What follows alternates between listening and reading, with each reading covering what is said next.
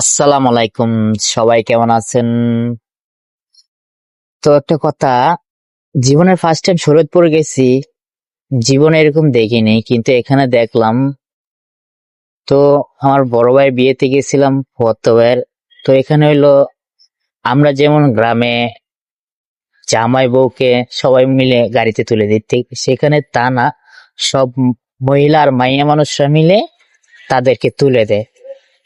কিন্তু আপনারা জানাবেন না কার কার গ্রামে এরকম হয়, কোন কোন দেশে। তো আমি সবার পিছনে ছিলাম, আমার বড় ভাই ছিল, আমার বড় ভাই কোলে মাইয়া ছিল। তো এরকম কার কার দেশে হয় জানাবেন।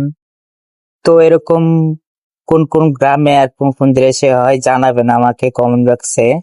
তো ভিডিওটা ভালো লাগলে সবাই লাইক করেন, কমেন্ট করেন, আর সবাই ভালো থাকবেন ইনশাল্লাহ।